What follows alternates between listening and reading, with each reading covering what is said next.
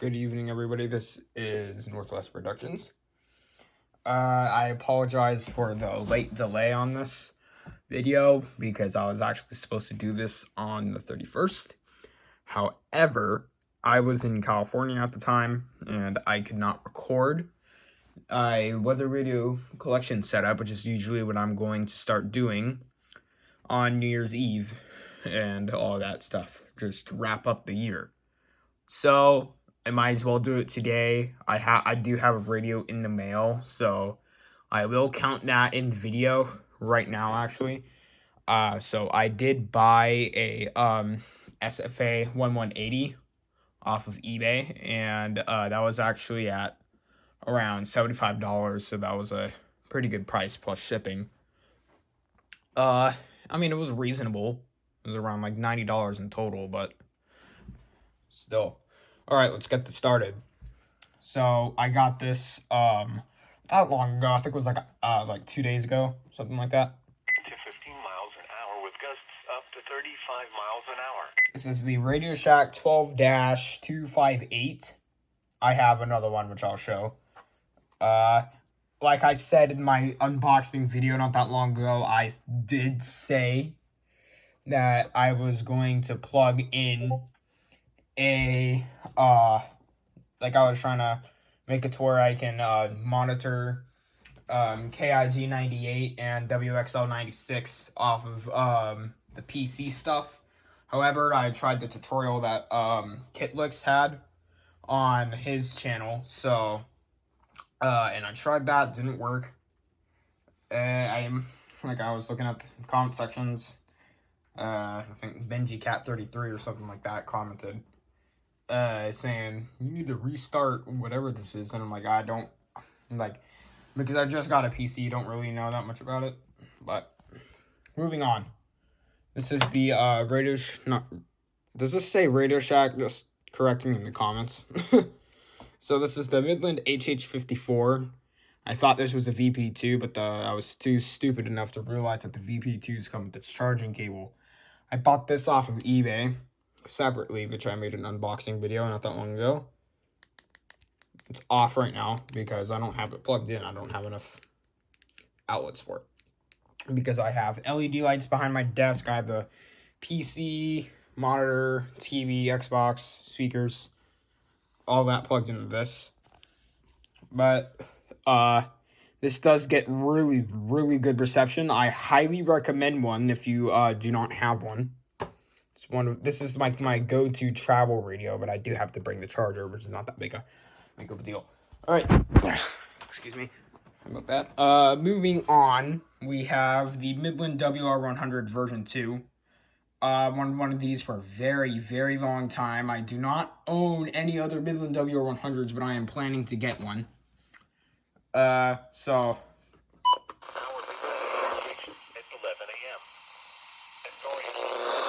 I guess really, really bad signal.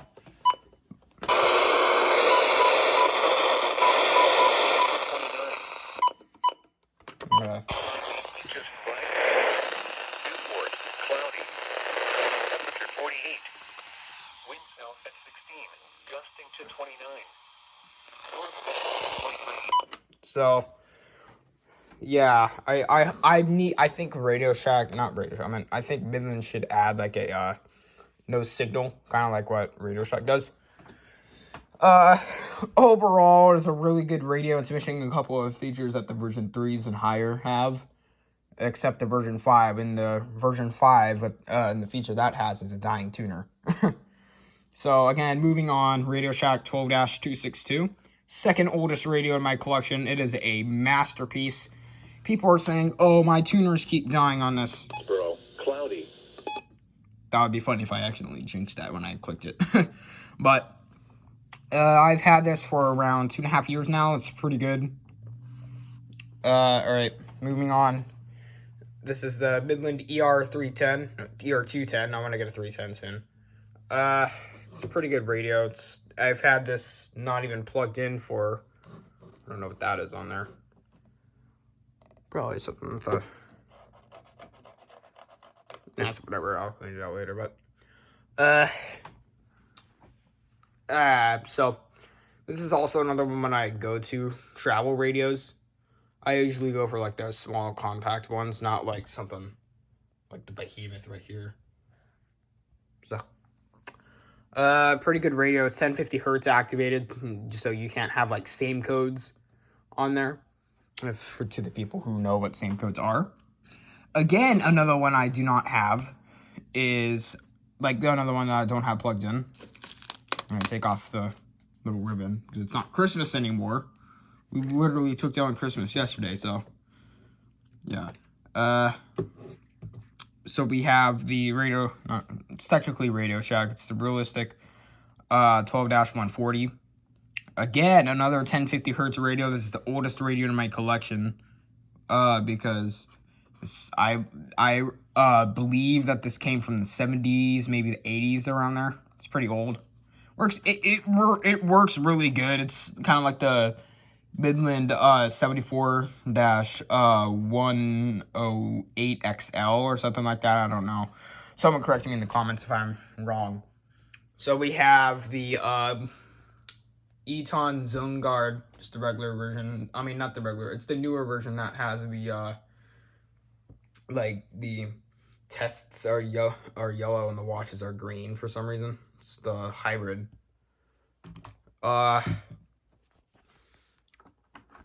Gets pretty good reception. To 10 miles an hour. Chance of rain 30%. That's monitoring the station in Portland. I mean, it can get AM FM pretty good.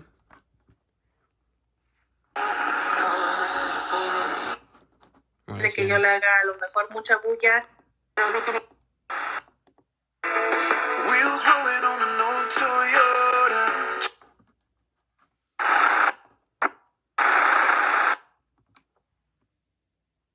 Flash George and him will get a free net. Okay. It's pretty good radio. Highly recommend it if you don't have one. Like I said, speaking of a radio I highly recommend. I'm planning to get a WR300 pretty soon. They're cheap on eBay. They're around like I think $30. All right. Anyways, moving on. We have the red logo Radio Shack 12-991. Again, another radio. It's not plugged in because this radio did not come with a charger. Plus, it came with battery acid. It's used, but it's pretty rare. Doesn't matter if it's rare or not. It's about collecting the radios. This is it gets really good reception. Pretty good. Like it gets pretty good. Like speaker quality. All of that is really good about this radio, but you have to hold down the select button in order for you to get access to the menu, which I think that's a little annoying. Okay, moving on. We have, I'm not sure if this is correct or not, but this is the Running Snell MD80. This thing's waterproof. Yeah, it's waterproof, thank God. It's one of my waterproof radios. This isn't one. I actually got this from my uncle. So this is one of the few radios I had gifted to me. It's a pretty good radio. However, this does not go off for alerts. It just has like the weather function, which is pretty useless for a weather radio, but it's there if you need it. And here's the eSky Forza radio. I also got this from another uncle of mine, not the same uncle who gave me that radio. And this is the AM/FM. It has AM/FM weather band. It has a flashlight, like most of my radios. Pretty good speaker quality. It has a solar panel on top, like this one and this one. Forgot to mention that about that one. Pretty good radio. I'm gonna put that back. Okay, moving on. This is again one of the radios I have plugged in. This is the other Radio Shack 12-258. For sunrise, gun showers. This is monitoring channel 7, which is KIG 98, which is in Portland. WXO96 is in Salem, and I can't reach any other stations without me getting really, really bad signal. Sounds like a microwave.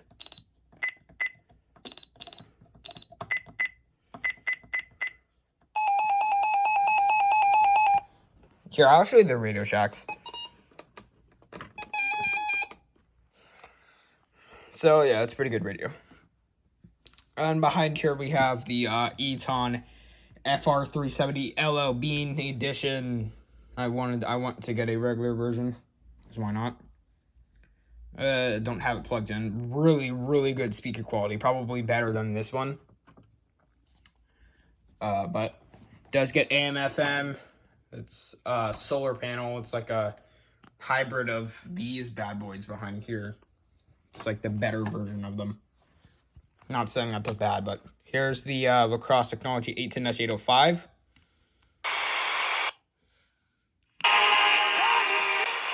That is only one addition to the plan.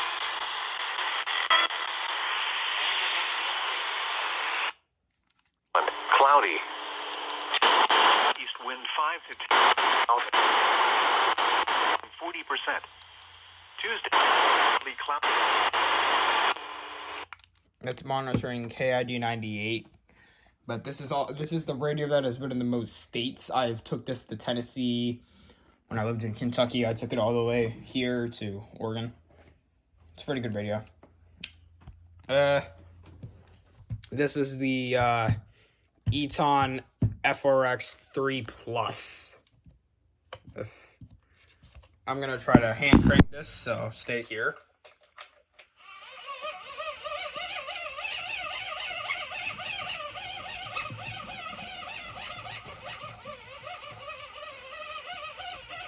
Okay. Backlight is white. It's a pretty good radio. I recommend it for DXing. It's a pretty good DX radio. And behind here is the evil twin of it. This is the FRX3 Yellow Jacket. It's basically the same thing, except it's a different color. And these two buttons are different than those two right there. So, yeah. And behind here is the non-active Radio Shack 12-500, or the Weather Cube, as I like to call it. Or as Radio Shack likes to call it. I'm going to dust off my SEMA back here, but because it's next.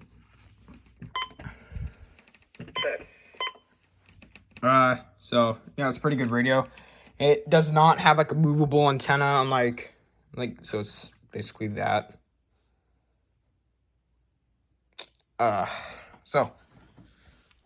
And here is the SEMA. Chance of precipitation 50%. And what's funny is that all these radios get really bad signal because of my gaming setup. And yet this one has a literal antenna that was bent off. And I said, oh yeah, I'm going to go putting this out of service, blah, blah, blah. 40%. It still gets alerts. I am really lucky about that. And moving on, this is the egg radio that is... this is just like an egg radio, does not have weather band. I don't even know what the brand is. I'm just going to call it an egg radio. It's a pretty good radio, but the antenna broke off, so I'm using duct tape. It has a flashlight. You can choose how many LEDs you want on there, so you can have like one LED versus 3 that's on there. And here's the other non-active 74-250C. This is a version 3, if I'm not mistaken.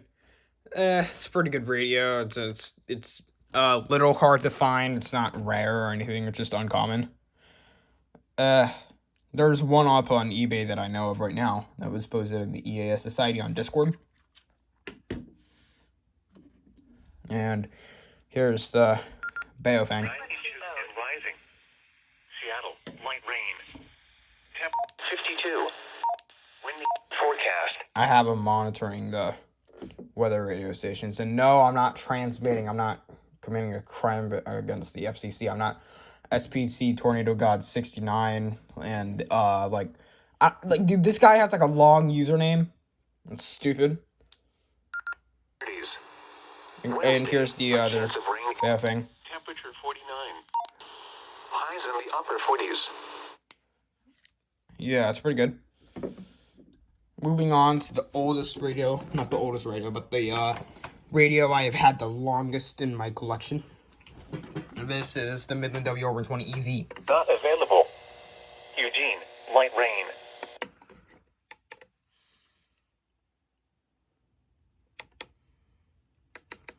I have the button beep set off. It's loud. 90 decibels. It's around lawnmower. Or motorcycle around there. And then this is the, this is my Midland WR120. This is not the EZ. This is the regular version. This is the first gen. Because it has weekly test instead of, set alerts. I did an unboxing video on that. I'm going to show you guys later. Sanjan CL100. As you can see, it's not there yet. Up to 35 miles an hour. Becoming south 5 to 10 miles an hour this afternoon. It's monitoring KIG 98. Pretty good radio. This is like one of my main radios that I would use on my bedside, but now, speaking of my main radios, we're going to actually move on to my main radio that I have here. This is the Radio Shack 12-996. I have had this radio for, like, since 2020 when all of them were being sold new in box and, like, during November of 2020. This is when I was still, like, I think I was 10 when I got this, and I'm 13 now. So, Southeast wind 5 to 10 miles an hour.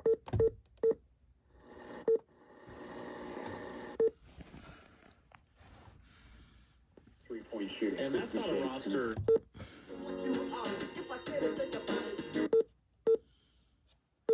It also has like an aux port, which I barely use. I think nobody uses the aux on their weather radios. But I mean these button beeps though, and it's touchscreen as well. Not to mention that.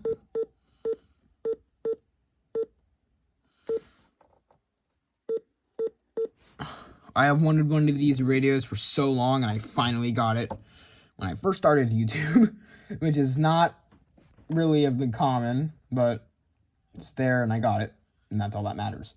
It's here. This is, and if anyone wants to trade, no, I'm not trading this. This is my favorite radio I have in my collection. I will literally guard my life with this radio. This is really, really, really good radio.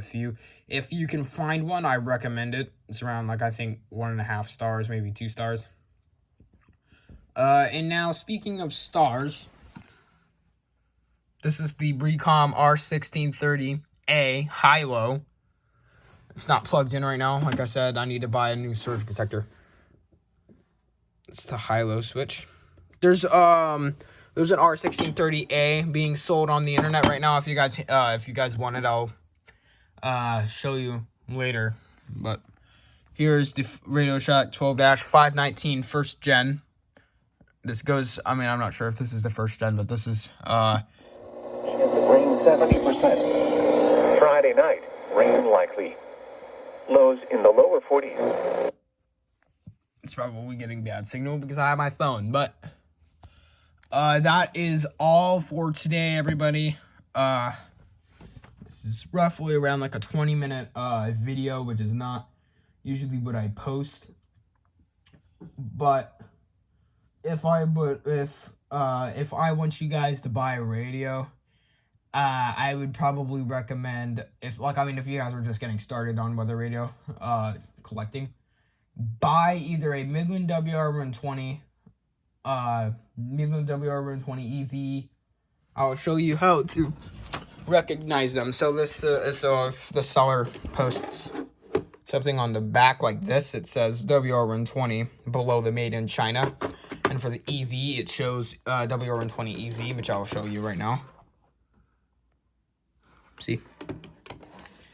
But buy yourself a Midland WR100 version 4 or lower, because I've had myself 2 version 5s. One of them was an early V5. One of them was the newer V5. I'm not. It could be a version 6. Not sure, but here's how you could tell if it's a version 3, version 2, version 1. So version 1s are usually black and silver. Good luck trying to find those 3 stars. And then if you can look down here, if it would probably say monitor and have the public alert logo, as you can see right there. And it's not there because it's a version 2. And like, I mean, it's a pretty good radio. It gets okay reception. Find low temperatures at Newport. Today, 54. Tonight. So, and also the NOAA logo is different than the new NOAA logo. That's how you could find the older versions. I do not recommend a version 5 whatsoever. I am never going to buy a version 5 ever again. Who knows? I might, just to see, just to test my luck. But more than likely, I won't, because it's a waste of money. Do not buy yourself a do not buy yourself a version 5 for the love of God. And another thing I recommend, a 262. Pretty good radio, and an HH54 VP. And if you're lucky, VP2. Alright, well, I'm gonna get going, guys. I want you guys to have a good day. Buy yourself a weather. Just go ahead and go to eBay, go to Amazon, buy yourself a weather radio. They save lives no matter where you are in. Because they will, because I know it says weather radio, but it says hazard. And by those hazards, I'm talking about like fire, child abductions, nuclear bombs, hazmat stuff, tornadoes, floods. And then, I mean, people in California are like, oh yeah, I don't need a weather radio, because, I mean, look at them. They're getting hit with the cyclone right now, getting like major flooding and all that stuff. So I highly recommend you guys get this. Highly recommend. It's like a smoke detector. But for natural disasters, it's monitored by the National Weather Service. They usually cost around $30 for those over here. But still, guys, have a good day.